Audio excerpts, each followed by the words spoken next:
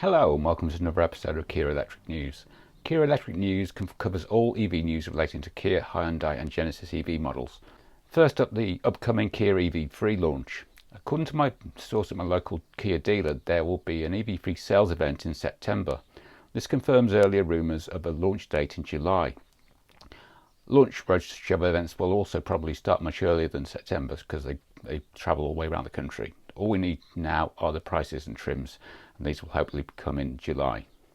During the week, Hyundai revealed teaser images of the new Casper EV, but also revealed that its name will change in other markets. In the EU and the UK, for example, it will be known as Hyundai Inster. The teaser images show that what looks like a facelifted version of the existing 2021 petrol Casper model. The lighting has been updated to look a bit like the Ioniq 5 and 6, but the big round Casper headlights still remain.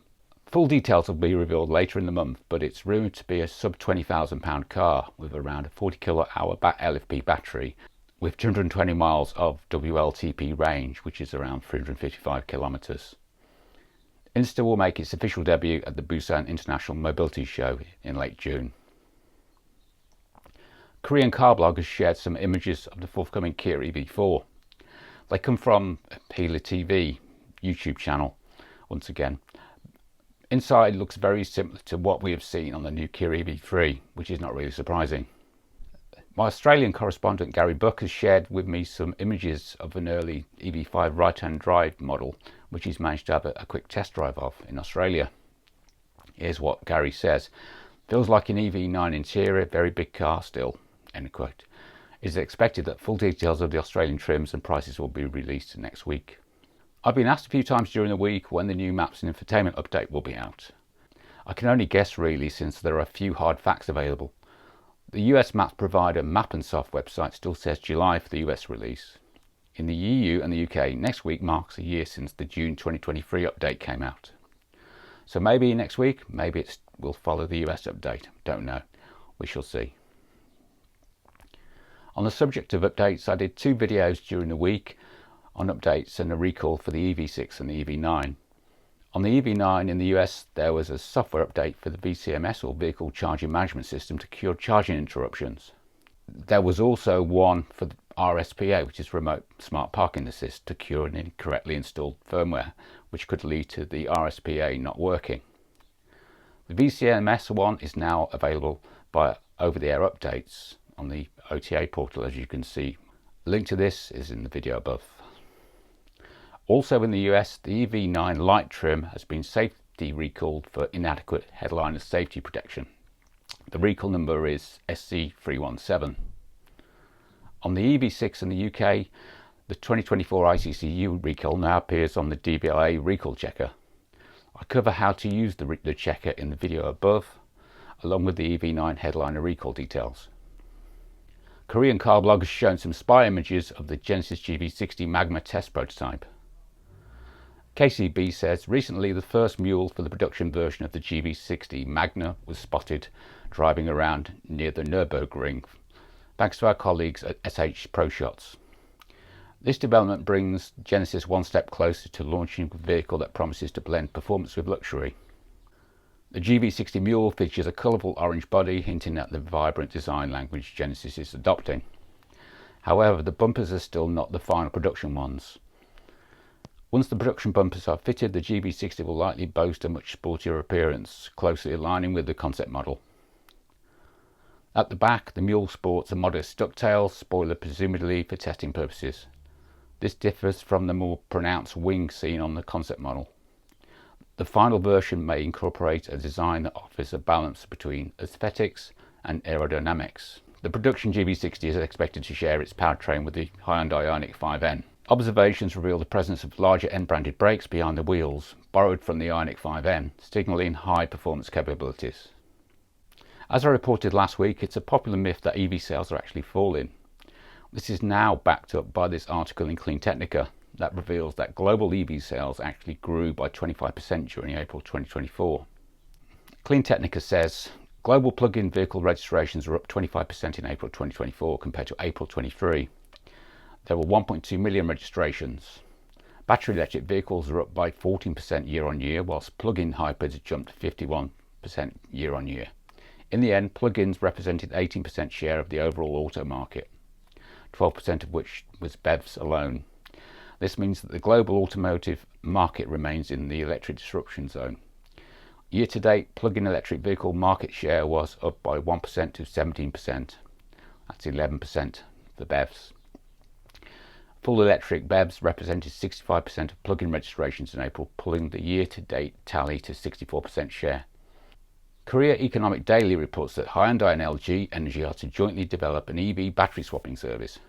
The two companies will create a collaborative council of battery as a service with the Korean government, Korean Automobile and Mobility Association and Korea Battery Industry Association on June 19th. Battery producers SK On Co and Samsung SDI are also considering joining the council, sources added. Battery as a service is an EV business model of vehicle ownership and subscription to the battery exchange program. EV drivers can quickly exchange a depleted battery with a fully charged one at a swapping station, which is convenient and saves charging time. Hyundai is developing cars that can safely replace the batteries for the battery as a service system. The auto giant expects that the swapping system will play a crucial role in boosting EV sales. EV prices will fall if the battery as a service market expands, an auto industry official said. A battery makes up around 40% of an EV price, the official added. Korea Economic Daily also reports that Hyundai Transys is to export EV drive systems to Ceer in Saudi Arabia, probably pronounced Ceer. The South Korean company will supply $2.18 billion worth of electric drive unit systems to the Saudi Arabian EV firm over 10 years in 2027. Ceer was established by the Saudi Public Investment Fund in 2022 and aims to produce 500,000 EVs annually by 2030, boosting the EV adoption rate in Riyadh to 30%. The integrated EDU of Hyundai Transys will be installed in all models of Ceer next generation vehicles, including SUVs, sedans and coupes. It combines the motor inverter, which controls the torque of the motor by converting electric power, and the reduction gear, which transmits the power to the vehicle at the necessary torque and speed into one unit. And finally, on June 11th, Hyundai Mobis unveiled MVICS 5, the latest version of its next generation integrated driver system, which encompasses new digital cockpit technologies. Since introducing MVICS in 2021, featuring functions analysing biometric signals such as posture, heart rate and brain waves, Hyundai Mobis has continuously evolved the concept with annual upgrades. The newly introduced MVICS 5, under the development motto All You Can See, focuses on converging diverse display technologies. From a design perspective, it seamlessly integrates the entire front panel from the left pillar of the driver's seat to the right pillar of the passenger seat. I guess it's the other way around in our market, into a single borderless widescreen cockpit. This includes technology that adjusts the size and angle of the display panel according to driving modes. The MVICS 5 consists of 5 display panels, a 27-inch main screen for dashboard navigation and information, and media content, a 12.3-inch high-definition screen for the passenger, a 7-inch display for displaying various vehicle status information and button controls.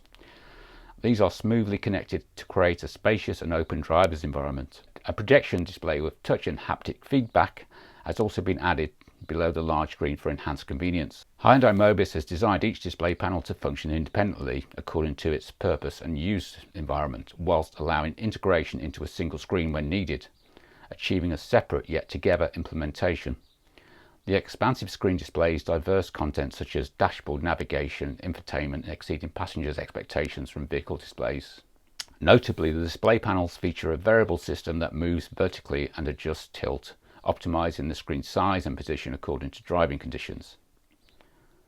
In the standard drive mode, part of the panel lowers below the dashboard, transforming into a smaller display. In theatre mode, for watching media content, or relax mode, for resting, the steering wheel lowers and the seat tilts, with the display's tilt and size automatically adjusting accordingly. Anyway, hopefully that'll come to a car sooner or later from Hyundai Group. That's all for now, and as ever, thanks for watching.